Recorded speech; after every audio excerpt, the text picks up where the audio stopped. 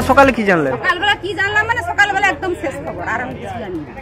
মানে আর মাকে রাত্রে ভালো আছে, 9:30টায় আমি ফোন করেছি, আবার কি আমি কতবার ফোন করবো, 9:30টায় ফোন করেছি পেশেন্ট মানে ওর রাজশ্রীর হাজব্যান্ডকে, বলছে জ্বর কমেছে ভালো।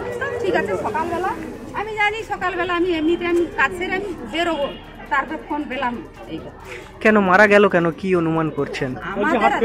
আমরা দেখুন, আমরা তো আশা করবি, কারণটা তো আমরা বলতে পারবো না, আমরা তখন দেখেছি কন্ডিশন ভালো এইটুকু। আবার ডাক্তাররা জানে, হ্যাঁ ডাক্তাররা জানে এই ব্যাপার, আমরা তো বলতে পারবো না। উনি বলছে আজকে যে এখানে এই হসপিটালে ভালো পরিষেবা নেই, ভালো পরিষেবা নেই যখন, তাহলে কেন উনি রুগীটা হাত করে এখানে চিকিৎসাটা করান, কেন আজকে রুগীটা মারা গেল?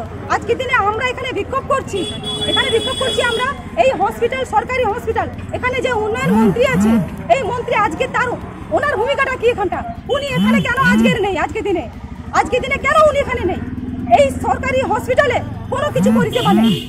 2-3 মাস আগে এই হসপিটালে কিন্তু একটা মহিলার উপরে অত্যাচার হয়েছিল, সেটা আমরা থানার মাধ্যমে গিয়েছিলাম, সেটা কিন্তু ধামাচাপা দিয়ে দিয়েছে। আজকে দিনে যে ডাক্তাররা চিকিৎসা করছেন, একটার পর একটা এখান থেকে ডাক্তার আসছে, চিকিৎসা করছেন না, চলে যাচ্ছেন। অপারেশন থিয়েটার নেই, রুগীর এখানে স্বাস্থ্য পরিষেবা সেরকম নেই। এখানে যে নার্সগুলো আছে, নার্সগুলোর ব্যবহারগুলো দেখলে আপনারা অবাক হয়ে যাবেন। আমাদের কাছে আজকে দিনে প্রতিবাদ যেটা করছি, আমরা চাইছি যে এর একটা বিহিত করা হোক। সকালে আমাদের ডিউটিরত যিনি অফিসার ছিলেন তাকে বলা হচ্ছে যে রুগীর পরিস্থিতি খুব ভালো হচ্ছে না, উনি অক্সিজেন দিয়েছেন। রুগী যদি আমাদের কাল 2টো থেকে খারাপ থাকে তাহলে আমাদের রেফার করা উচিত, যদি ওনাদের পরিস্থিতি ব্যবস্থা ভালো ছিল না।